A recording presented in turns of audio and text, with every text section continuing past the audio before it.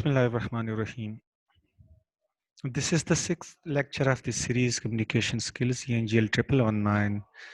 And this lecture is about art of questioning. And my name is Lukman Shah. Now, what is questioning and the importance of questioning in our daily lives and in our professional career? Every day of our lives, we use questions. Much of our question uh, is about day-to-day conversation involving either asking or answering questions.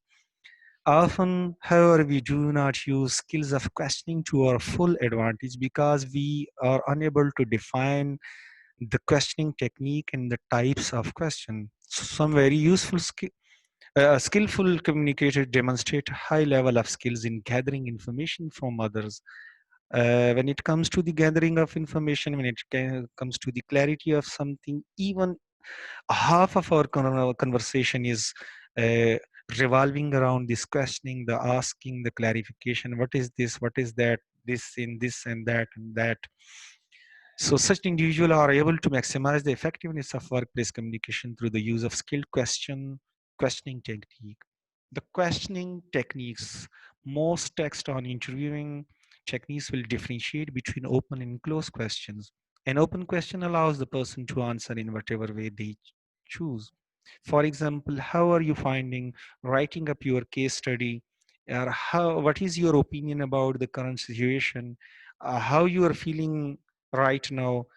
What is your view about the weather and so there will be the answer will be in open manner, and we cannot expect fixed or relevant answer from that particular.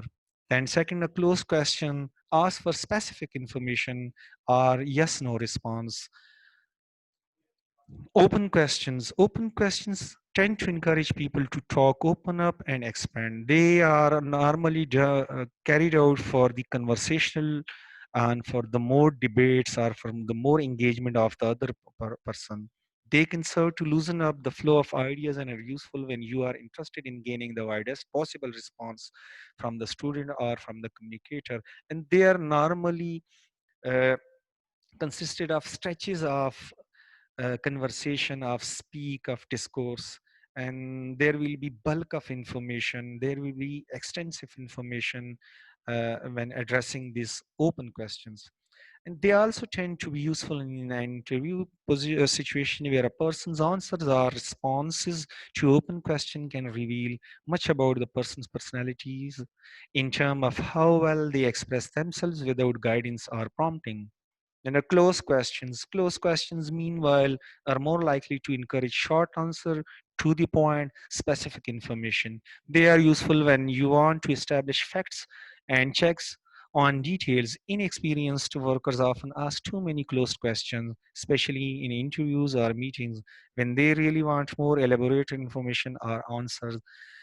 Conversely, sometimes we just need the bare facts to get straight to the point. Asking open question in this kind of situation will not meet our needs. The closed question recognition. Closed question can be recognized easily because it starts with the words or phrases like, but not necessarily. Open question can also be formed from these words: do, is, can, could, will, would, shall, should. These are closed question. Do you like this? For yes or no. So the open questions are more likely to start with words such how, how you, how you did it this. So there will be a lot of elaboration. Why, when, where, what, and this list is not exhausted, however. And this is not necessary that these words are the originator of open question. We can start any close question from these words. The distinction between asking open and closed questions seems straightforward and easy to grasp.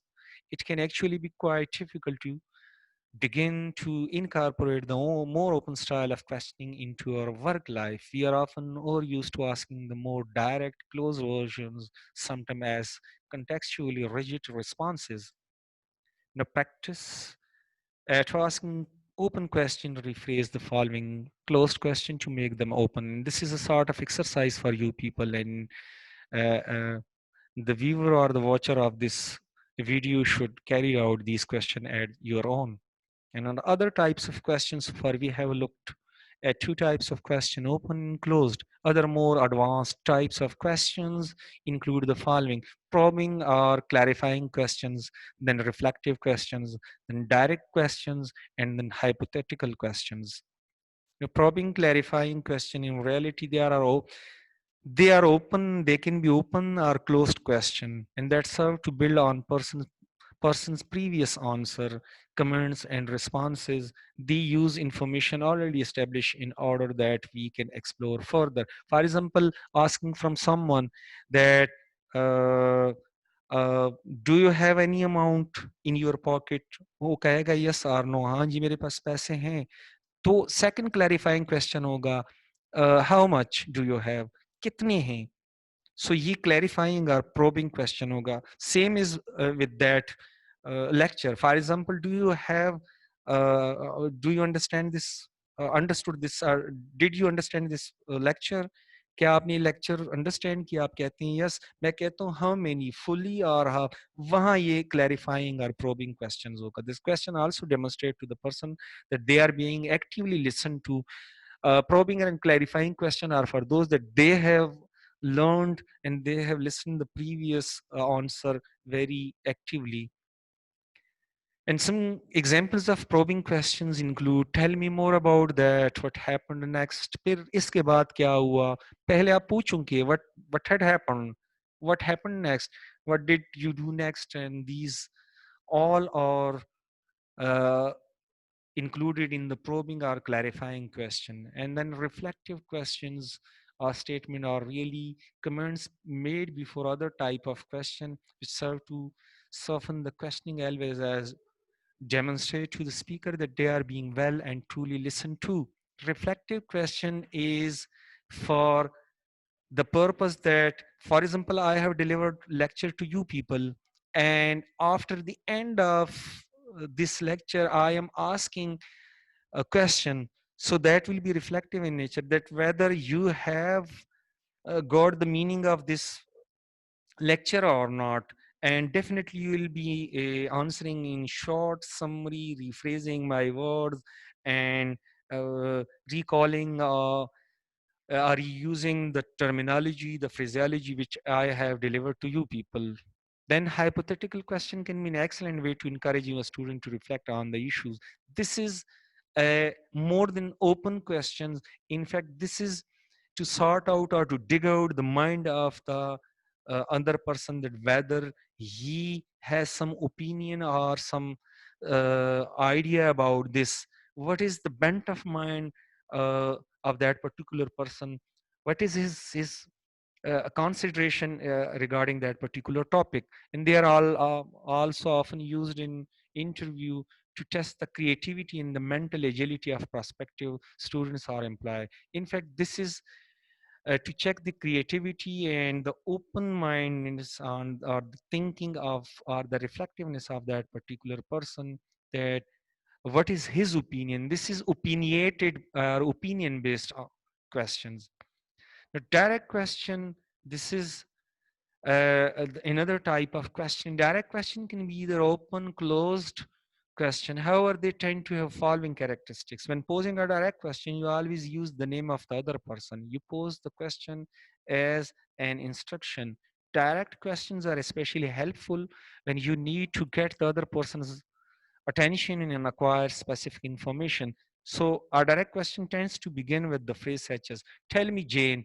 When you are addressing or you are communicating to some person and declaring or uttering or speaking the name of that particular person, so definitely that person will be attentive to you, that you are with that particular person. And then questioning after that, describe me Jill. Use of the other person name tend to grasp the attention of that person, while phrasing the question like an tell me, give, instruction, command, or something like that.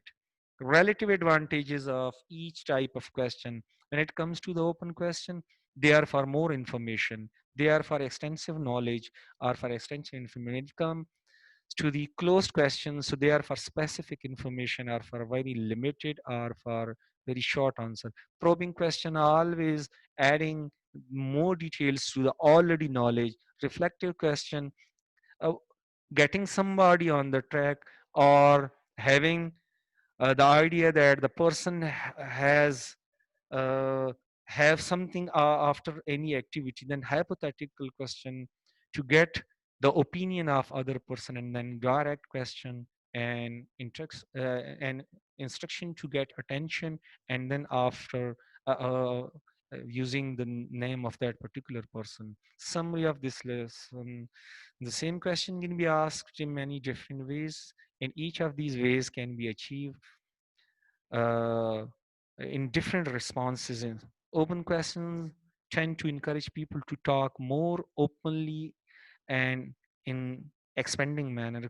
Close question asks for specific information or yes no response. Close questions can also be used to close down an overly wordy or rambling response and encourage more concise answer.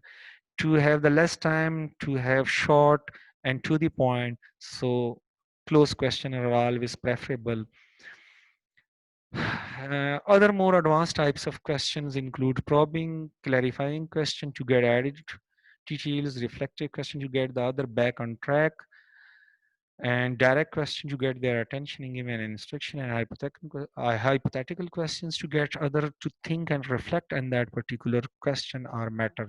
Selective use of each of these techniques can prove useful in either building up to the required details or filtering down information to the bare bones that you need. And this was the end of the lecture. If you had any answer, you can